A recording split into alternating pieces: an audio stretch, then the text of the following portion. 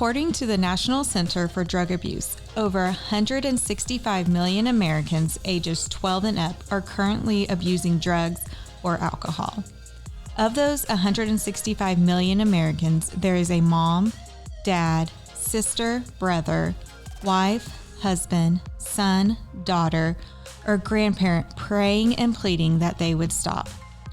Addiction is a subject most people don't like to talk about and is kept behind closed doors. But the Finding Hope podcast will bring light to the subject and give families that are living in shame, guilt, hopelessness, fear, worry, and anger tools and education to find strength, peace, happiness, joy, and hope. Hello, I'm Amy LaRue, Finding Hope Coordinator for Hope is Alive Ministries and your host for this Finding Hope podcast. At Hope is Alive, our mission is to radically change the lives of drug addicts, alcoholics, and those who love them. We do this through our intentional next level sober living homes and faith-based support groups for the loved ones of addicts called Finding Hope. Thank you for joining us today. Just a reminder, our Finding Hope retreats have hit the road this year, and we only have a couple more retreats available for you to attend. So be sure to register today so you don't miss your chance at attending one. For details and registrations, visit fhretreat.com. We also have our upcoming Hope After Loss retreat, October 3rd through the 5th in Tulsa, Oklahoma. This retreat is for anyone who has lost a loved one to the impact of addiction. During the retreat, you will find rest, community, and hope as you hear from amazing keynote speakers, connect, and share with others. You can sign up and learn more at halretreat.com, halretreat.com. But today, I'm back with Darcie. How are you today, Darcie? I'm doing great. Good. I'm glad to hear. Any exciting things happening? My girls are staying the night at a friend's house this weekend, so it's just me and Eli, but he's never home, so... So you have a quiet house? Yeah, I have a quiet house. That'll be weird. What do you do when you have a quiet house? I don't know what to do with a quiet house. I actually watch what I want to watch on TV, because I don't watch TV very often. Yeah. And so when they're going to actually sit in the living room and watch what I want to watch. Oh, that sounds wonderful. So, but I might go see my grandbaby. You did? You had a grandbaby. Tell us about this grandbaby. Yeah, so my oldest son, him and his wife, they had their baby the end of July. Aww. Sweet little Delilah. So I think I'm going to go see her Friday night. Oh, that will be fun. Yes. Get all those baby snuggles. Yes. Baby therapy. It's a real thing. It is. It really is. Yeah, and she's so sweet and cute. And yeah. Aww. I've seen pictures. I think I might need to have some baby therapy. Yeah, they need to come up this way so you can hold her. Yeah, absolutely. Yeah. And we'll go off so not everyone tries to attack. Okay. Yes. Okay. Yes. Okay. Yep. Well, let's get focused, okay? But that's so exciting. Congratulations, Thank you. Congratulations to your son and his wife. Yeah, thank you. What an amazing time. Yeah. So, and you're not a grandma, you're a honey. I am. That's correct. Yes. Okay. So today, Darcie, we're going to talk about a big topic that comes along when you love someone that struggles with substances. A big one that we lose. Yes. A lot. Yes. And very quickly. Yes. The topic is trust. Mm-hmm. And I'm one of those people that have always just trusted people. Mm-hmm. Like most of my life, I'm just like, oh yeah, I trust you. When addiction came into our family, I have found myself, it's hard to trust now. Mm-hmm. Not just my husband, but like my friends, my family. Like it's just a lot harder to trust. Yes. Yes. And something we say at Finding Hope is, actually someone told it to me, and so I've clinged to that. I can't take credit for this, but I just continue to share it, and you share it too. We lose trust in bucketfuls and gain it back in teaspoons. Yes. Let me say that again. We lose trust in bucketfuls and gain it back in teaspoons. And so it's so easy to quickly lose that trust, right? That's what that vision of a bucket full, like think of a bucket and how quick it is. Yes. When somebody's lied to you and you catch them, and or maybe it continues and you just lose it. And then you're like, someone might be like, "What? Why can't you trust me with it?" Well, it's going to take time. Yes. Right? Yes. And it's, so if you lose that big bucket full and then think of a little teaspoon, you know, and I say it's not always about the words. That's what I would tell my husband. I said, it's not the words. I actually told him I don't want to hear the word I'm sorry. I've said that. It's like, I need to see that you're sorry. Yes. And that goes along with trust. Yes. How we can continue to trust. So when you have trust, it's a safety thing, right? And that's why I feel like before, like, I never had any big thing in our life, right? And so I really did just trust people, and it was a safety, you know. I trusted people. There's certain people I trust more, though, with my thoughts and my feelings and all of that. And it's where we can be authentic with one another. Like, I know I can trust you. Yes. I believe you can trust me. 100%. Okay. Yes. Yes. So like we have built that, right? But it took a while too. Oh, yeah, absolutely. Right? And so building that back up. And so when we love someone and we lose it, we don't know who to trust. Yes. Right? Like who are our safe people, or who's not going to go gossip or go tell all the things. So it's not just we're losing it with our loved one, we're losing it with our people around us too. Yeah. Right? Yeah. And so how are some ways that people do lose trust in bucketfuls, especially when it comes to loving someone that struggles with substances? They show up late all the time. Absolutely. I'm going to be there. I promise I'll be there this time. I promise. Are you sure? Yes, I will be there. I'll be there 10 minutes early. Yes. And then again. Yeah. They're late or a no-show. No-show. Yeah. There's a couple times my kid's dad missed our daughter's recitals. And it's like, because it always happened around, relapse always happened around that time. Yeah. And so you lose that trust because they're not there for big things. And that goes along with broken promises. Yes. I promise this time. I promise. And you want to believe them. And maybe you do for a while. Like, okay. They sound like they have shifted, or they sound like they're saying the right words to us. Yes. And so we start to believe them, but then they just keep getting broken. And so that bucket just keeps getting tossed and tossed and tossed. One thing, with my husband was with some promises, like he would hide receipts and or lose them or whatever. And so it was like, oh, I see this charge on our account. Like, what is, I just got XYZ. Well, really it went to getting, like, to be honest, like he would go buy Visa gift cards at stores to then use the Visa gift card to get his alcohol. Yeah. And when I started to catch on to that, he would just happen to lose receipts and to show, like, what was I actually buying at the store or at the hardware store or whatever that might be. Yeah. And so you do start to lose trust after that. Yeah, absolutely. What else might have you seen or maybe experienced? Well, just like with my kid's dad, he would stop on the way home. So I knew exactly how long it would take him to get home from work. And he would say, oh, I'm getting gas. Well, I know what that meant. And so that's breaking promises. Or I'm going to go to AA, and he doesn't. Sits in the parking lot and drinks. And so, like, you want to, like you said, you want to trust them, and they tell you over and over again, oh, this time I'll do it. This time I'll do it. And then they don't. And then maybe eventually they finally do decide, like, oh, I'm doing this for me. It's really hard to trust them because of all the broken promises, like you said. Absolutely. And relapses. You know, that's a big one. A big one for you. Yes. More so for me. Yeah. Relapse after relapse. Like just when you start to get the bucket, not even like halfway full, because, you know, and I will say this a lot of times. So I know with my loved one, as soon as they're deciding to, like, oh, I'm going to go back into recovery, they want you to trust them. And they don't understand it takes time. And then with each relapse, it completely knocks all that trust that was starting to build back up. And they just think that it should go back to you trusting. And it's so hard. Like each relapse, it knocks that bucket out. And then that trust to fill it back up takes even longer each time. In my opinion and how I've felt, it takes longer each time. Absolutely. And it's hard because, like my husband said, well, I was only gone 30 days. Yeah, you're physically gone 30 days, you know, but there's so much longer that you were not. You were there, but you weren't present. Right. Yes. And so to build that back up and to understand all of this, like, I know like I have to take time to heal myself. Yes.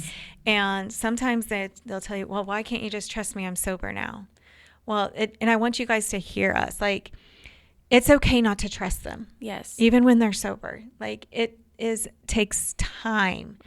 And it takes, like we were saying, like actions to see it. Change behavior. And it's okay to tell them, like, I want to trust you. You can say that to them. Like, I want to trust you. It's just hard, you know, and just to be honest with them about it. You don't need to go into all, I want to trust you, but last time you did this and this and this, and don't go into their whole list, that resume. Right. You know, it's okay. I want to trust you, but it's just hard. Yeah. You know, absolutely. short and sweet, and, you know, that. And one thing I think also when we lose trust is when boundaries aren't respected. Yes, 100%. You know, and yes, the boundaries are for us, but they will argue and push or manipulate or go to another person to try to break your boundary. Yes. Or go a different way. And it's like, no, person, buddy, or sister, whoever it might be, like, you can't, like, that's breaking our trust even more. Yes. Yeah, absolutely. That's good. And so sometimes though I find that, and you might let me know if you agree, like what happens when we start trusting, like we put tons of walls around everyone, like I was saying, but then we also, when we don't trust someone, we also try to we find ourselves try to control them as well. Yes. And that's out of that fear. Right? Out of that codependency, thinking we might be helping them, even though we don't trust them. But like, okay, I'm going to take control of this. I'm going to set his alarm so he will make sure he gets there. I'm going to make sure I'm going to follow him on Life 360. I'm going to follow him, maybe not on Life 360. I'm going to get my car and follow him. Yeah. You know, and trying to control what we have. But ultimately, you know, we can't control people. Right. We can't change them. We talked about that on our previous podcast. We can't change them. And then when we start to try to this control, it just continues to bring more chaos to us, because we're like, we want to trust them, but do we? So we're going to control and see what we can do. Yeah. What are your thoughts on that? I totally agree with that. Like we think if we try to control it, then that will earn trust back too. Because just like they want us to trust them, we want to trust them. Yeah. But it takes time. And again, we do that out of that fear and codependency, and thinking, oh, we're helping them build back our trust. But again, we can't make them change their behaviors or make them build our trust back with them by trying to control it. They have to do it themselves. Yeah, absolutely. And sometimes through this whole process, like we're losing trust. We've lost trust in them. We've lost that whole bucket full. Sometimes we lose trust in ourselves. Mm-hmm. Oh, absolutely. And sometimes it's, and we're not going to go in the whole, what gaslighting is. Like, that could be a whole nother podcast. Yeah. But a lot of times we start to question ourselves, and our loved one makes us question ourselves. Mm-hmm. And that's where that whole phrase of like gaslighting comes from. Yes. Is, they trying to shift our perspective to see things that we're not seeing in the right way. Like they're like, no, but that's not really what happened. This is what happened. And then we start to actually believe, which makes us like, am I really seeing? And what I'm seeing, can I even trust my own thoughts? Not my own thoughts, my own feelings of this, right? Yeah. So talk to us more about that, because I know you've experienced it more than I have. So I constantly, because of the gaslighting, question my own reality at times. Like, was it as bad as I thought it was? Or maybe I'm the crazy person, or maybe that didn't really happen that way. And I have to like stop and be like, no, I remember what happened. I remember how I felt. I remember the chaos that it brought. And I remember that I am justified in how I feel about it and my boundaries that I'm putting in place, because the gaslighting will make you question everything. And it's important to be, I say, in counseling to help you process through that, because it can make you kind of feel a little bit crazy, and you're not. Yeah. Like, you're valid in how you feel. I think one thing I've told people too is right then after that, get your journal out, date it, and put the time, all the things, and what happened. Yes. So that in the future, if something brings back up, you can be like, but that's not how I saw it. And you can go back and see, okay, this is this is really what happened. Yes. Is what my journal says. Talking to a counselor, talking to somebody about it, like, and how that person's making you shift your thoughts of what reality really was. Yeah. And learning to trust yourself. And that's a hard one. Like, can I trust myself in setting these boundaries? Can I trust myself in my decisions? All of the things that come with that, is hard. Yeah. Right? Yes. Oh, 100%. And even trusting other people, like new people that come in your life. Like because I've had friendships walk away, and it's like, well, I don't trust anybody. I'm not going to let anybody in. Yeah. I'm not going to, and trusting yourself. Okay, God's put this person in my life for a reason, and trusting that that's one of the people that God wants you maybe to share your story with, because you don't know what will happen. Like, I've shared my story with somebody, and then they shared mine, and I had theirs with me, and I had no idea. Yeah. And so it's just trusting that God's putting the right people back, not back in your life, but putting people back into your life for you to trust, because it's so hard to trust yourself with other people.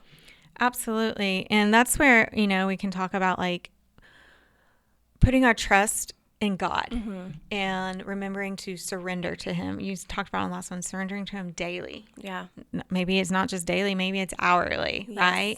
Yes. And that where is our trust? We've lost it in bucket fulls, but do we truly trust God in this?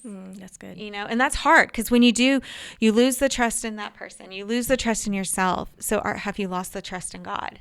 Yeah. And maybe you have. Like, it might be, and that might just be something that you need to work through. Yes. With a counselor, maybe with a biblical counselor, or a mentor, whoever that might be. And like trusting God and trusting Him in that surrender. Yeah. And when you surrender, trusting Him and giving it to Him, surrendering it all to Him in that situation.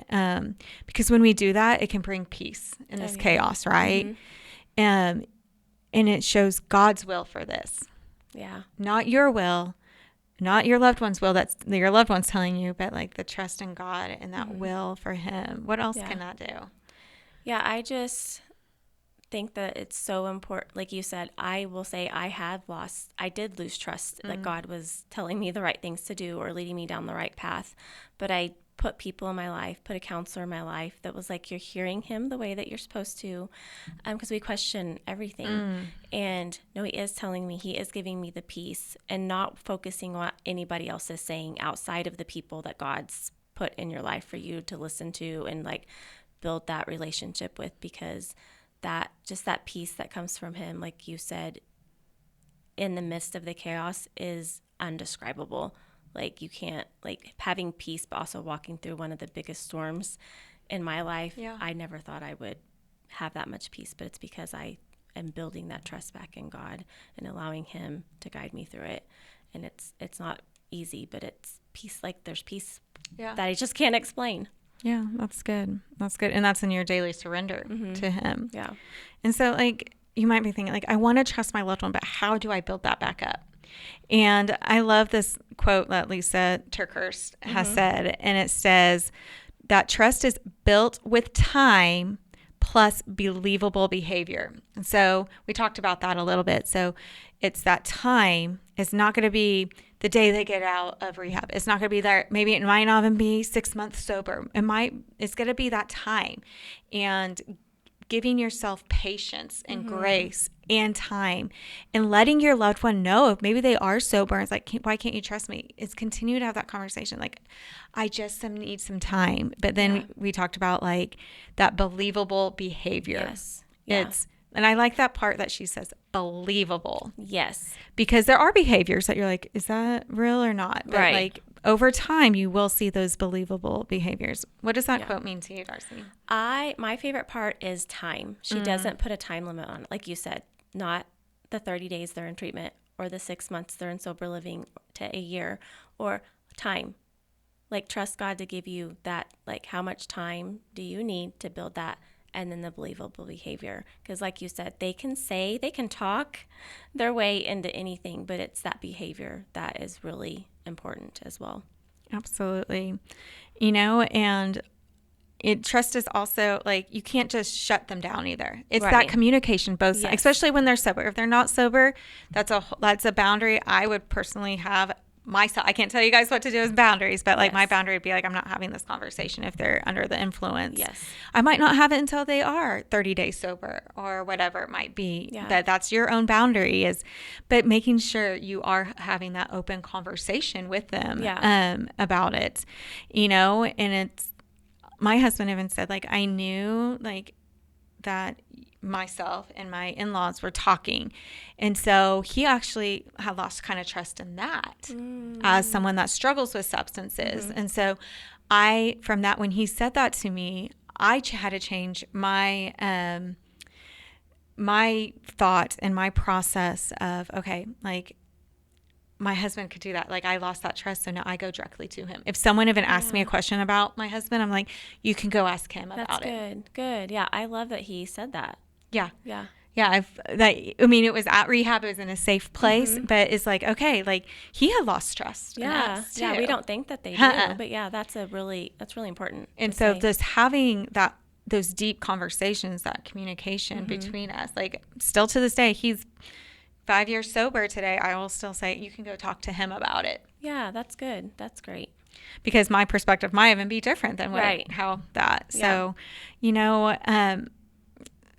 just give yourself grace in this. Yes, that's so important. And just remember, like, you're not expected, like you were saying, to fill up that whole bucket right away.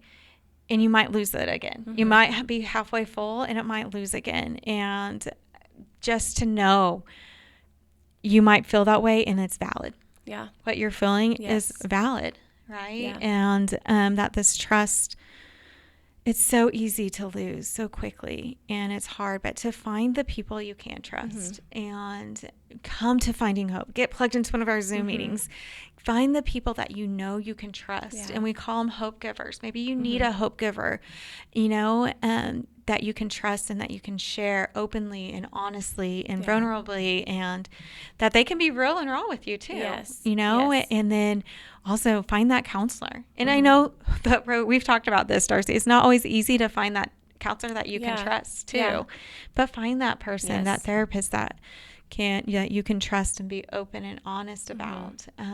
Maybe you're struggling with this, but have those conversations. Yeah. Isaiah 40:31 says, "But those who trust in the Lord will find new strength. They will soar high on wings like eagles. They will run and not grow weary." So if today you're just struggling with trust, I want to challenge you. I just want to challenge you to that trust that you've lost in maybe your loved one or somebody else.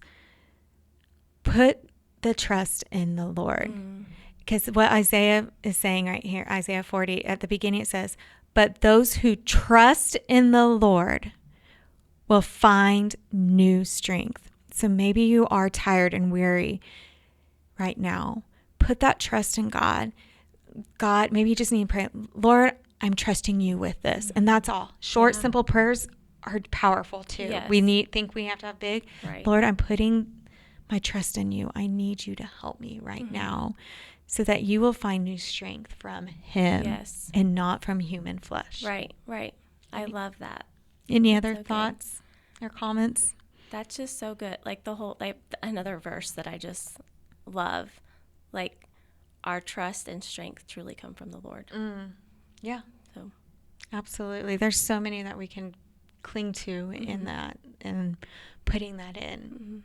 So my challenge for you guys today is to think through and to give yourself grace in this, and to know that it's okay that maybe you have lost trust. Because I have talked to people that's like, I just can't trust them, and it's okay. But who do you trust today that you can talk to openly and honestly about this, and to just continue to lean on the Lord for that trust today. Anything else before we wrap up? Oh, I think it was really good. Yeah. It's a hard topic, but it's a good one. It is.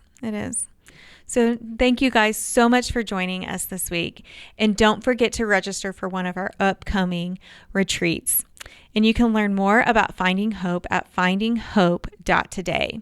But before you go, we would love for you to give us a 5-star review, share this on social media, and subscribe to this podcast so you don't miss our next hope-filled episode.